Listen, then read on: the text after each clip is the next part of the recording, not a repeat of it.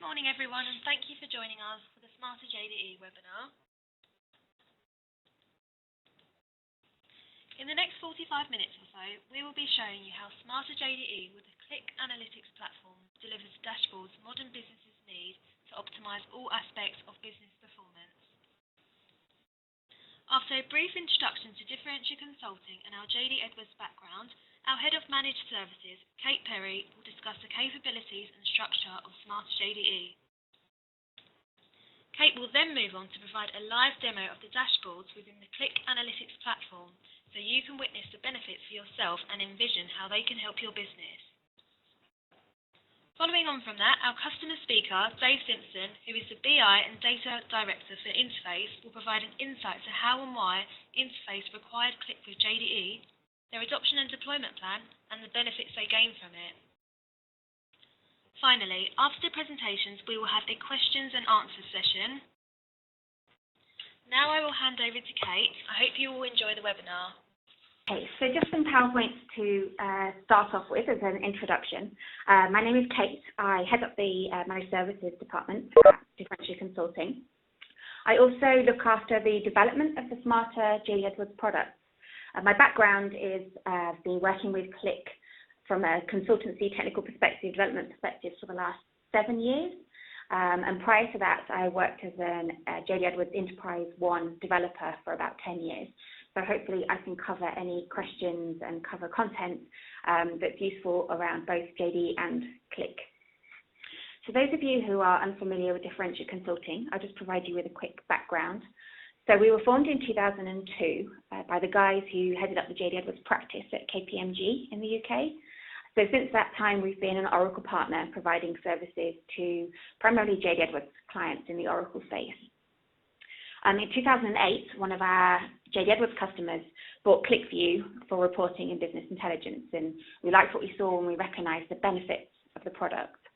So we decided to start up our own Qlik practice. So since 2009, we've been an elite Qlik partner and a leading partner globally. We started developing Qlik over JD Edwards for some of our JD Edwards clients, but then we've just since then expanded over all different technologies and databases, so not just JD Edwards.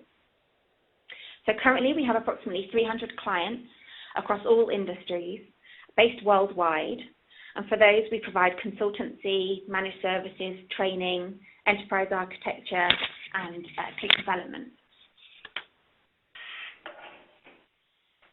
So when we were developing our JD Edwards Qlik for our JD Edwards clients, such as Interface, who are going to be speaking shortly, we realized that lots of our clients had the same issues. So at that point, we decided to develop the Smarter.JDE product line, which we're going to be talking to you about today.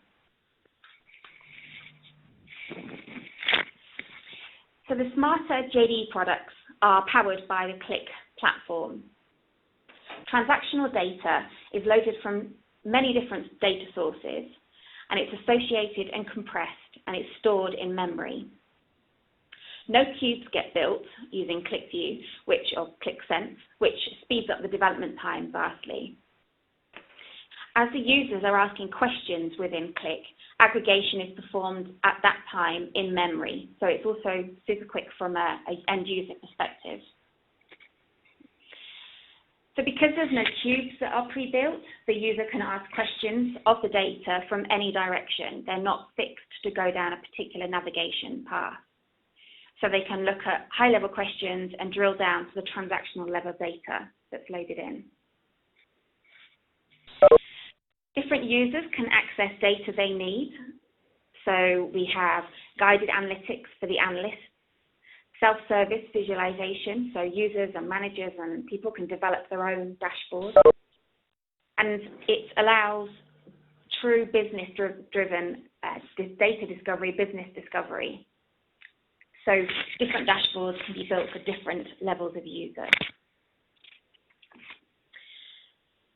We also have clients who have used Qlik to assist them during upgrades or migrations from one system to another, or maybe when they have retired systems or archived data. So Qlik can sit over all of those, provide reconciliations and consolidate data from archived and current systems. So a Smarter.JDE product line primarily consists of a number of templates that have been built over different modules or different functional areas of JD AdWords. So we have a list on screen, so there's AR, GL, AP sales, and so on and so forth. So with our JD AdWords knowledge, we know for each of these functional areas which are the key tables that we need to load in. We know how to transform that data, and we know the sample user interface or the type of analytics that a user is likely to want to see around those functional areas. So the templates provide a rapid implementation and payback, but you can also extend or develop them as you need. So you might choose to load in some more JD AdWords tables, or maybe some custom tables. Maybe you've built your own tag files within the JD AdWords dataset. Or maybe you have data outside JD AdWords, maybe Excel or CRM data. The templates can be extended and developed exactly as your business needs them to be. So with all of our templates, we follow a best practice architecture. So we have the first stage, which takes the data from each of the relevant database tables and stores it within a compressed ClickView data format. The extract at this stage just does a raw data load of the database table, so we're not passing complex queries back to your original database. The data is just retrieved and stored in this compressed ClickView format. The second stage then does the transformation of that data. So this performs the renaming of the tables and fields to become more user-friendly, and we convert the Julian dates, so we convert those into a more user-friendly version. Decimal places we handle, and also the UDCs, so where you have user-defined codes, rather than just displaying the code, we retrieve the relevant description for each on a field-by-field basis. So that's the second stage, transformation. And then the third stage is the user interface. So for each of our templates, we've developed a user interface both in ClickView and in Clixsense. ClickView provides you with more guided analytics. Clixsense allows a bit more self-service for the end user.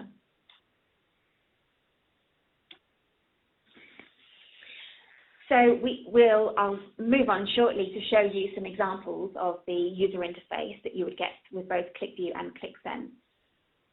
But these are completely customizable. So because we've done the transformation of the data, it's a lot easier for you to develop your own charts, your own analytics, without necessarily knowing the JD AdWords table structure.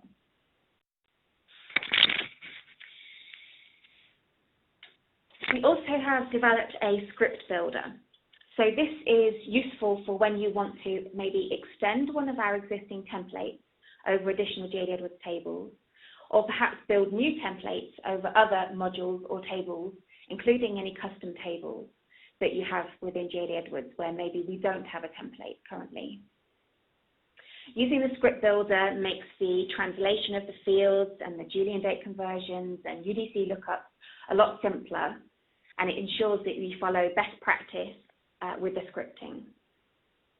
So the script builder would be installed on site, so it references your specific tables, your data dictionary, your object librarian, to make sure that we pick up the tables and the fields that are relevant to your implementation, your version of JD AdWords, and any customization that you've done.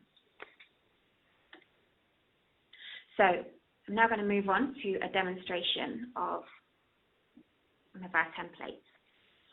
So this is the JD AdWords Accounts Receivable template. Each of our templates has a high-level dashboard, which can obviously be customized exactly as you need it to be.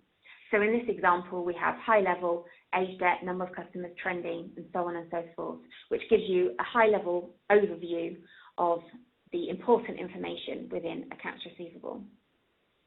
This also acts as a navigation. So if I click on age, debt, I will move into the tab that gives me information with regards to aging of invoices. So for those of you who are unfamiliar with ClickView, this is a typical ClickView document with tabs You have filters down the left and across the top, and then the main window contains the analytics. So with QlikView, if I wanted to drill down or make a selection, I can highlight a particular value, and then all of my data, all of my charts change according to those selections that I've made. I can hold the control key to make multiple selections. So a fundamental part of Qlik is green, white, and grey functionality. So the selections that I make go green. Data that isn't associated with those selections, so all other category codes, turn grey, and data that is still associated turns white. So if I show you an example with customer, we have a number of customers at the top here that are still white, and then if I scroll down, there's a number of customers in grey. So this shows me straight away all of those customers that are within Group 2 and Group 4 using this particular category code. So this is a really powerful part of Qlik, this green, white, and grey, and the data association. Because straight away, before I've even thought to ask the question, I can see that we seem to have some invoices going back to 1994 for those particular category codes. And I have invoices for 1999 to 2000, and then 2012 onwards. So without me having to think about that question, I'm getting the answer. The dashboards are built flexibly so that different users can access the data as they need it. They can choose the aging bucket size, so if people want to see the aging within 15-day buckets. And if they want to be able to view the aging of data maybe by category code, so we can cycle through multiple category codes, or maybe jump and see directly down a customer name. So this provides the flexibility, and as I'm making these selections and changing these cyclics, it's aggregating that data on the fly and it's in memory, so it's super quick. So if I just clear and reset my selections, I'm again viewing everything, the full age debt across all of my companies if I had multiple companies. I can also make selections within any of the charts. So if I just want to look at a debt that's older than 60 days, I can select that in the pie chart. I can see that this customer has the highest number of invoices outstanding or debt outstanding. I can click on that particular customer in this chart. I can see the value of that debt, and I can now drill down and view the transactions. So this high level, I can view the invoices.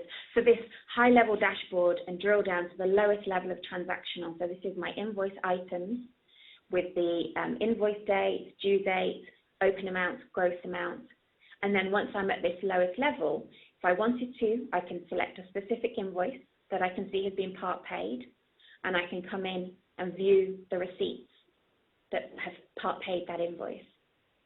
I can see I have a receipt number 5260. I clear my selection on invoice and aging.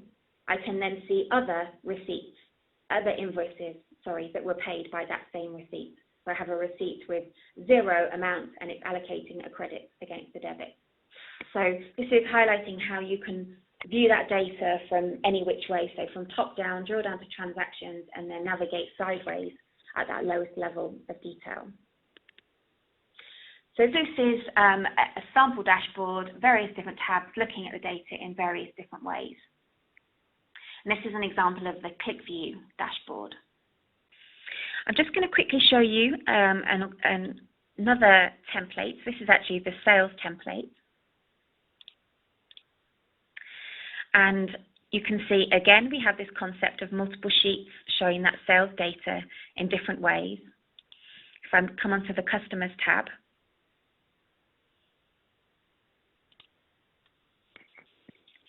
I can see our sales data split by customer, who my top customers are, top margin, provide some more detailed customer analysis. So this is a Clixsense version of the user interface. So some of the key benefits of Clixsense and reasons why you might choose to use Sense and deploy Sense is firstly the ability to resize the window. So this is really friendly for looking at ClickView dashboards or Qlik dashboards on maybe mobile devices or tablet devices. So as I have a different screen resolution, all of the objects resize and reposition. If I was to look at it in a much smaller window, all of my objects would become columnar and I could scroll through them. Another advantage of Clixsense is the self-service aspect. So if I just come onto a blank sheet within my sales dashboard, I can choose as an end user to drag a chart, and I can come in and view my predefined dimensions and measures. So I can choose by category code 2 to look at the sum of sales. So this is truly drag and drop self-service business intelligence. If I change my mind, I want to look at it by a different category code, I just drag and replace.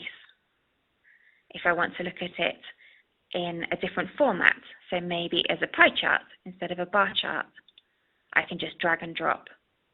So this shows the true benefit of Clixsense to the end user. Now finally, I just wanted to show you the script builder. So as I mentioned, the script builder would be installed on your implementation, and it would allow you to generate the transform script for JD Edwards tables that you want to load into QlikView. So you can come and choose a particular table. So if I choose the accounts payable ledger, the FO411, and I could search by name or description, I can come in and choose which fields I want to pick up from that table, or alternatively, I can make no selections, which would load in every field. And if I just add that to script, I can come and view the script that's got generated. If I copy that to my clipboard and create a new QlikView document, I can come in and just paste that. If I save that, so I can see that this is my accounts payable table, and it's done all of the field renaming, it's done the Julian date conversions, it's done the decimal conversions, and it's worked out which fields have got UDCs and done the lookup of the descriptions. So this makes the generation of QlikView scripts a lot easier by utilizing the system data dictionary tables from within JD Edwards.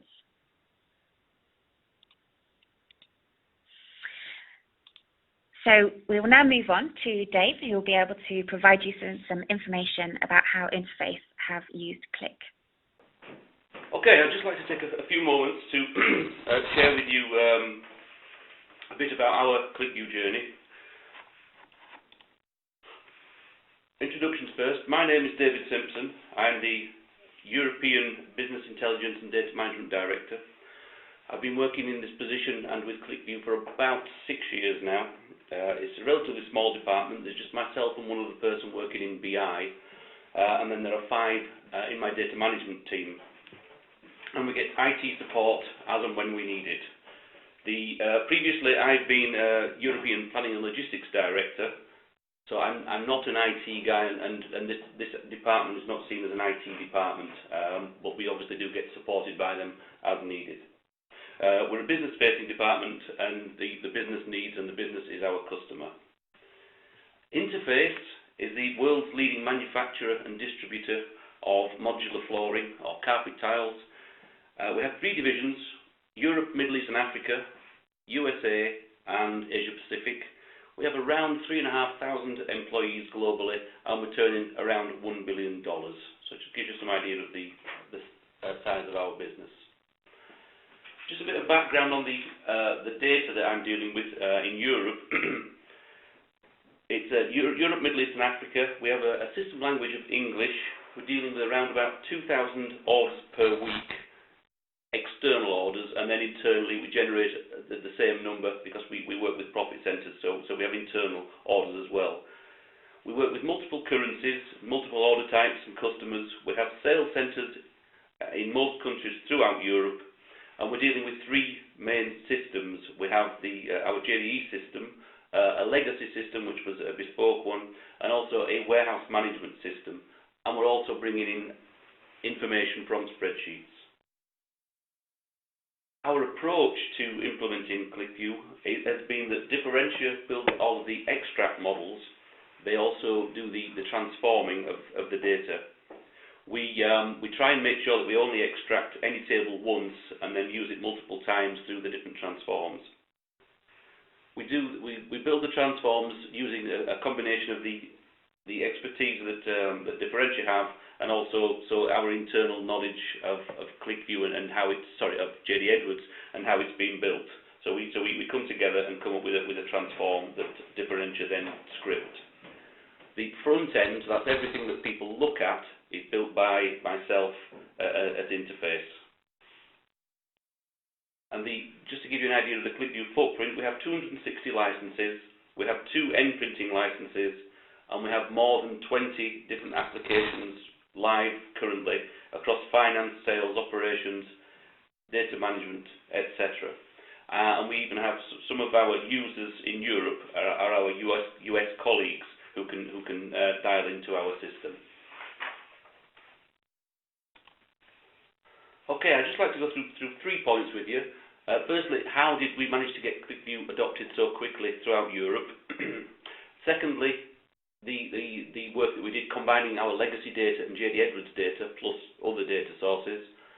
And then the third part will be including a brief demonstration of a number of applications that we've built, just showing you how we've managed to reduce the time that it takes to get answers from, in some cases, days down to seconds, down to as fast as you can click.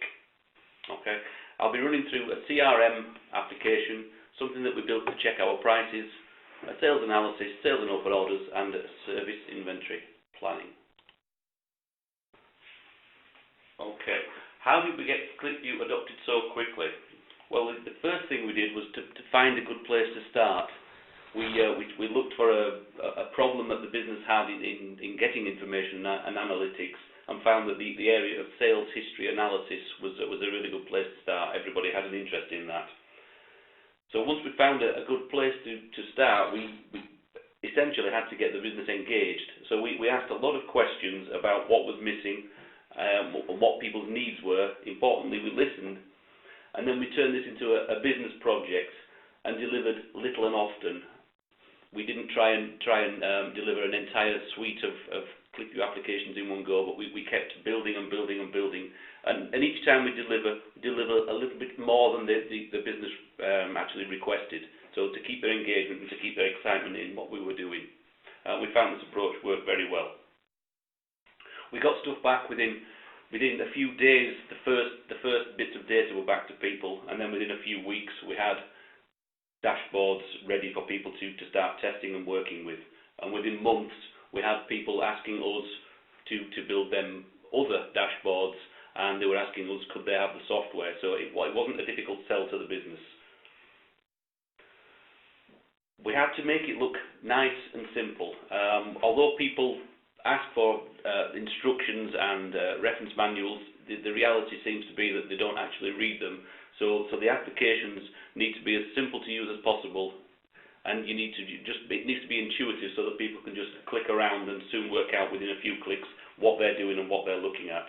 So we tried our best to make it pleasing on the eye and also simple to use, and largely we managed to do that.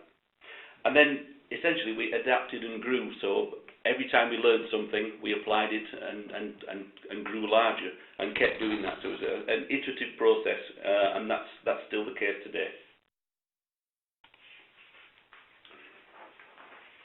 Okay, combining legacy data and JDE data.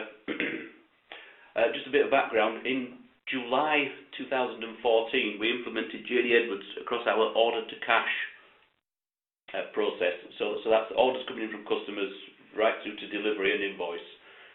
And QlikView we wanted to use as our main reporting tool. However, people require history and analytics stretching back beyond July 2014. So we had to find a way of combining our legacy data with our new data in one view so that people could look at sales trends and trends of products, trends by customers, etc., etc. And what we did was we built a lot of cross-reference tables to reference the old data into the new format. Now we did look at this to decide what was going to be the best way of doing things, and decided that that would be the best way.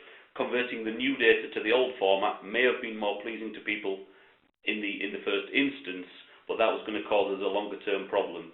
Anything in between, any sort of a hybrid situation where you've got old data and new data, would also likely cause us a problem. So we bit the bullet and converted our old data through cross-references to look like the new data.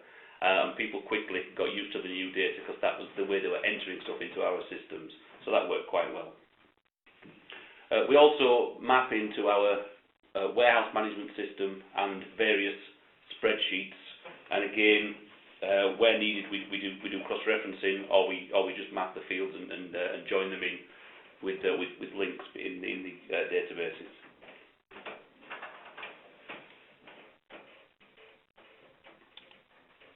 Okay. I'd now like to just run through a few of the applications that we've built, just to give you a brief look at them, to give you some ideas of what we've done and what we've achieved, and where we've reduced our time to get answers. I'll go through the CRM pipeline, price checker, etc., etc. You can see there. Just one point to make is that the data that you will see and some of the fields that you will see, it's been scrambled and adjusted just to obviously protect our information. So if you see some fields that look like strings of meaningless letters, that's because that's what they are, but it has been scrambled just to sort of protect a bit of data. Okay, I'll just move into the demos. Okay, this is the CRM application, and this has been built so that we can track our opportunities that get entered into the system. This particular one was developed so that the sales guys could use it on iPad, and the black screen that you can see there just fits an iPad nicely. Unfortunately, Qlik View, unlike Clixsense, doesn't readjust itself to the screen, the available screen size, so you have to do that up front for yourselves. This has an opening page, and the point I was making earlier about people not reading instructions, I just put one instructions per week, and I call it tip of the week, on the front page here, and try and get people to read this. And these are the most commonly asked questions about the app. Or this tip in this case is if you put rubbish into JDE, that's exactly what you'll see in Qlik View. And people can click on the next or the previous buttons to see other tips. Okay, so if I click to enter, in here there's a lot of information brought together about all of the opportunities. And essentially, we've plotted all of that information by value, square meters, and numbers of projects, etc., into a chart where we look at the position of the opportunity, whether it's opening, progressing, or closing, and the position that we feel as though we are with the customer in terms of cold, neutral, and hot. And then we plot all of our data into this matrix so that at a glance the senior management can see how we see the project pipeline looking. And then there are various filters underneath where you can filter by country, by sales area, by salesperson, or even by market segment, etc. So you can get a real feel for the business within a few clicks for what's happening. You can also drill further down into many of the parts on this screen. There's buttons everywhere. So if I just go into this one, for example, you can look at average selling price for everything that's currently in the cell C1 at the bottom left there. You can look at project details, opportunities by size, or market segment pie charts. And if I go into, say, project details, in here there's a list of projects and what's going on. Information about when the projects are due to close, whether or not the dates have expired, and when anything that's about to close in the next couple of weeks or so. And they're different coloured, so there's a help there to hone people in on the important stuff. Okay. One other interesting page here is this one. This is a win-loss analysis table, and this can be used for discussions between the sales management and the sales guys, or country managers and then their sales management. And this essentially helps you to look and see what we've been winning and losing, and importantly, the reasons why we've been winning and losing. And this can form part of appraisals, etc. So we can help to quickly identify if we've got issues around the business, either with individual salespeople or with products or with anything. We can find out why we're both winning and losing business. So again, a very powerful tool. And people start asking questions that you didn't necessarily think of because they've suddenly got the ability to click on different filters. Okay, so that's a quick look at CRM. I'll close that. And I'll now show you a quick look at price checking. Essentially, we have two streams of pricing. We have one set of prices whereby customers are given set prices, and then we have another one where we price by bands, and people have different authority levels. This is the one where we have set prices, and we can check in here. We've got the charts, pie charts, and bar graphs over time, and also some small summary tables, and then this larger area here is a full report of all details. And this is essentially helps us to make sure that we're pricing correctly, and we can see how often we're pricing correctly and in what bands are we pricing, etc., etc. So this is a useful tool to make sure that we're giving out the right prices. And then we have another page that helps us to understand where we've got some flexibility to negotiate prices, helps us to understand who's negotiating what prices and within what boundaries. So, for example, we can see here that FOC, in this set of data, there were 5 FOCs given out. So we should, sorry, that's free of charge just in case. We should have some documentation somewhere to support the fact that we've given 5 away. We've also got VP sales. There are 17 occasions on which he's needed to get involved in an order and involved in the pricing. And again, there should be some documentation to back that up. So we've got full visibility of how often people are getting involved in pricing and at what pricing levels we're authorising, etc. So that's also a quite useful management tool.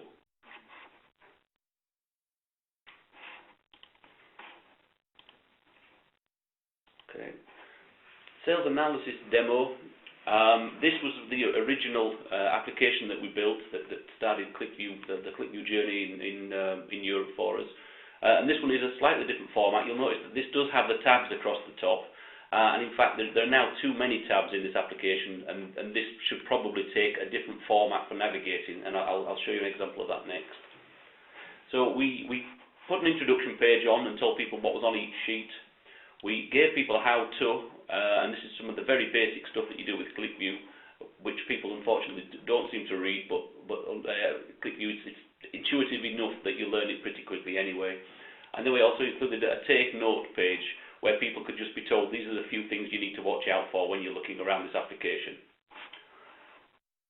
A couple of pages, interesting pages of notes. We've got a top 10 page where people can make selections on year. They can make selections on location, so they might want to choose a particular sales location. And then they can drill down by market segment, etc., etc. And keep drilling until they get to the answer that they want. There's a lot more filters here. And they can look at this by salesperson, by customer, or by product. So they can find out the best selling product in a particular market, but the customer that's selling most of a particular product, which salesman's doing the best with in a certain market or a certain product, etc., etc. Many questions. One other thing I've note to tell you about in here is the average selling price. Okay, and this has got the current selections that I've made, which I've actually lost track of, but whatever selections I've made are now reflecting here, and this is showing the average selling price development over time for those selections. So you might want to look at this by salesperson to see how his particular average selling price is faring, or by market, or by product. Lots of different ways of looking at this analysis because of all the filters that we've got. Averages are all well and good, but they don't tell you the spread of prices. There could be prices high and low and nothing actually being sold at the average. So what we've also got here is the ability to look at the actual price points that the products have been sold at. So this particular product that I've picked is being sold at this price point of 18 to 20 predominantly, with the occasional orders moving into the next brackets up. So again, that helps with price positioning, and also to check that why perhaps one salesman is pitching or selling up a product at one price, whereas another salesperson is selling at a different price. So it helps with price analysis, understanding price positioning. And then lastly, I will quickly try and get into sales by size. In here, we try and measure the sales by different order sizes, but what we deem to be a large order, or a small order today might be different tomorrow. So at the moment it's set to 100, but if I type in 50 there, you'll see that change. If I type in 200, see it change again.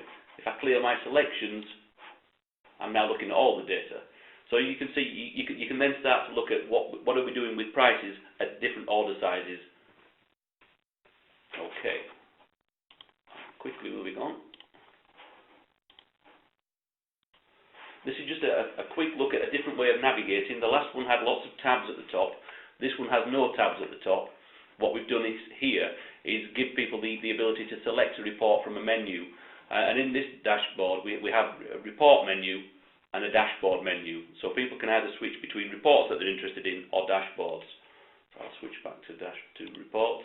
And then if they want a particular report to do with perhaps open orders, they can click on open orders and just see those reports which are open order reports to help them find the one they're looking for. Also in here we have a check to see if the data is up to date, so people will know if they're looking at current data or not. And this obviously is out of date because it's a demo copy. And also we tell people what security level they've got. So currently I have full margin access, and that security is driven by a spreadsheet. Okay, so that's just a different way of navigating. We find this to be a lot cleaner, and we're going to adopt this for all of our applications.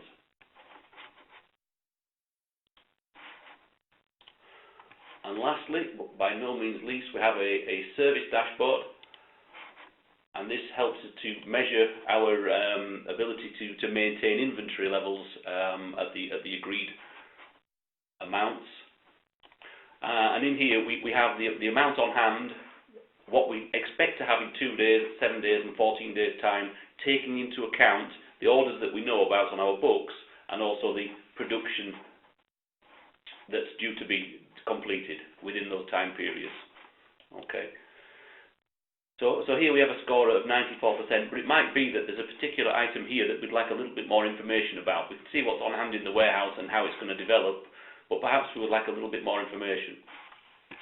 If I click on that, it now brings up information about all of the different orders that we have on the system, all of the inventory, and all of the work orders. Now that's a lot of different information from a lot of different parts of the system. We've got work orders from the manufacturing side of the system. We've got inventory coming in from the inventory tables and from the warehouse management system, and then all the order details from JD Edwards. There are also a couple of spreadsheets linking in here. We've also got sales history being calculated in here to give us a weighted percentage. So for each of these products, we can look at its weighted contribution to the total target, not just its actual in terms of yes, no, it's in stock or not. So that's a sales history being calculated as well. So there's a lot of different things happening in there. If this was taking place inside spreadsheets, it would take us, well, a couple of days to pull it all together, and yet people want this information to be updated every day. So this is a really powerful screen for us, and this does call on many different systems to all be pulled together into one place at one time. So this is a good example of reducing the time to get information to our people so they can make right decisions. This is used by customer services and by our production planning teams, so that they can see what's happening to best service customers. Okay, that's just about the end of my demonstration.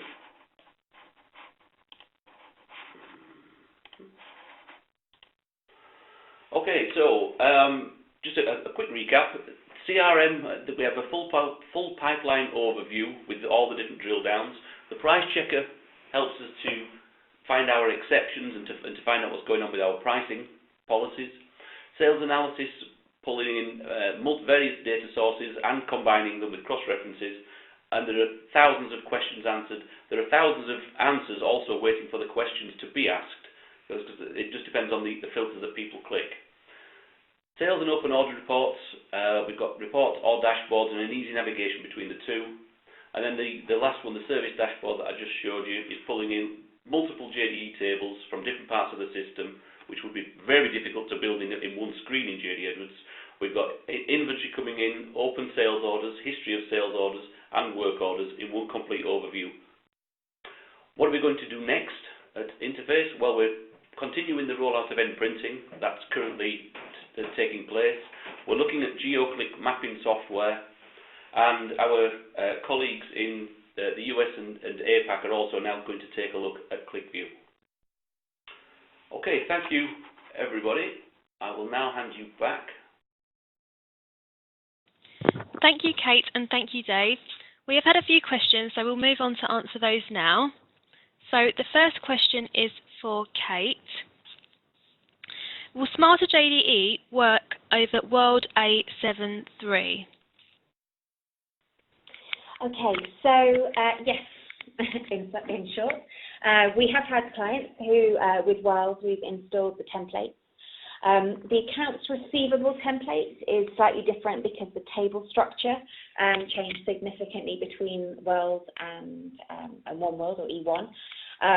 So there was some slight changes that we needed to make to cater for that for the accounts receivable module. But the other modules we've been able to adapt and install over World previously.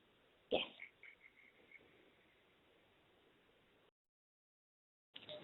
Thanks, Kate. Another question we have for you is, how often does the data refresh? So as I mentioned in the architecture, we take a copy of the raw data and store it in a QlikView format. Now that frequency is completely dependent on the business requirements. So it can be hourly, it can be overnight, it can be every 5 minutes if you need it to be. So to enable shorter reload frequencies, or more frequent reloads, I should say, of data refreshes, typically we build incremental loads, which means that we are just loading maybe current period or maybe recently updated or modified records, as opposed to loading the full history every time. So it is completely dependent on the requirements. Some clients do small incremental loads during the day to have more frequent refreshes, and then do a full reload overnight. Thank you, Kate. The next question is for David. David, what capabilities were you using before investing in Qlik? Okay, excuse me. Prior to Qlik, we had a number of different applications dotted around the business being used by different people. We had spreadsheets. Lotus 123 was one of the main pieces of software that people were using. A few people had Excel. We also had some data mining stuff called Showcase, which was being used around the business by different people. Then there was another piece of software called Monarch, which essentially helped you filter existing reports. Possibly, I think one or two people may have had Crystal reports at the time as well. But this was all uncontrolled, and various different people doing different analysis, and people decided who to choose to trust in terms of the analysis that they were presented with. Many discussions we used to have around the actual quality of the information, quality of the data, and the results, rather than decision making. So thankfully we've moved to QlikView now, and we're establishing one version of the truth now. So that it's discussions now are around what should we do, not why is the data different. Great, thanks, Dave. Another question for Kate. How does security work in Qlik? Okay, so you can secure from the highest level. So from a ClickView document itself, or a dashboard, a collection of sheets, you can secure out different documents for different users, and that's typically done high level with Windows security. Then once users are within a ClickView document, you have options to secure out the different sheets. So maybe you have the same data but laid out and analytics for different types of users. So maybe one sheet would be applicable to high-level management, different sheets for more operational staff. You can also then go down to data level. So it might be that you have various credit control teams and they all see the same analytics, the same charts, the same sheet, but the data within those charts is different. So this is data reduction. So based on their user profile, one credit control team may only see the data that's relevant to their team, and so on and so forth. Now we have actually driven this ClickView security or Qlik security from JD Edwards security. So where maybe row level security is set up for company or perhaps business unit, that's been loaded from the JD Edwards security table into Qlik to drive the security within the dashboards, which means that you're only having to maintain that security in one place.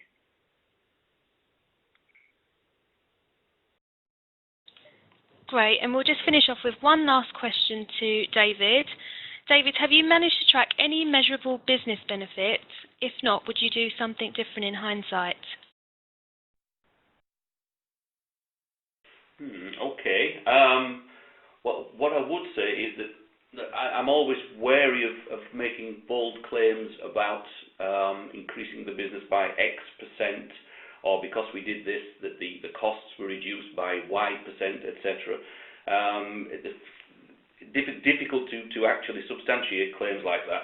What I would say, excuse me, is that we now have a much greater visibility of parts of our business and what's happening within our business. The speed of discovery of things that we're doing well or things that we're doing badly has increased. So essentially, it's like the oil in the engine that's helping interface go forwards.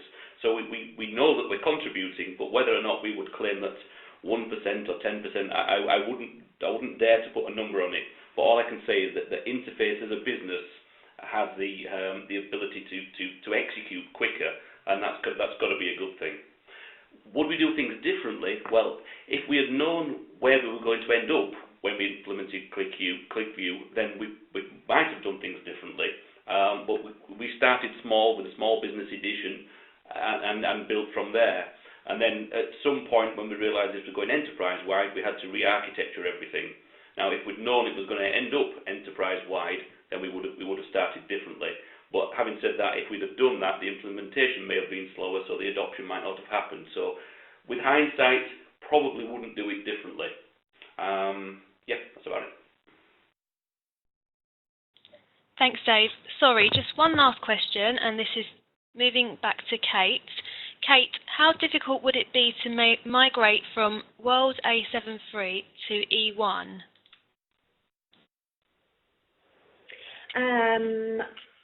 I'm not quite sure of the question. Is this more of a standard JD Edwards upgrade question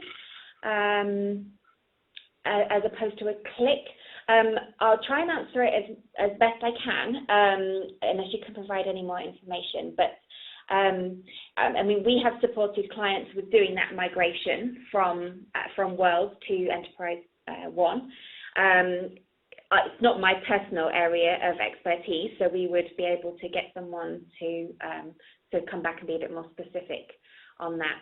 I know that we've worked with various clients and who have used. Sorry, Kate. It would be from the Smarter.JDE templates. I might need to just speak to or try and understand from whoever's asking the question. So the JD Edwards templates are about providing analytics over the different implementations.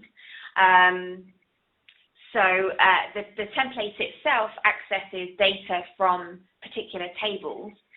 So between different releases of JD Edwards, the tables are very similar. So as you get new releases, new fields or new tables may be added, but it's not often that tables are removed or changed completely, apart from in the case of accounts receivable between World and Enterprise One. So the template itself can be installed on World, and then in theory, if an upgrade or a migration happens, the template could easily be adapted, or chances are 95% of it would continue to work in the same way.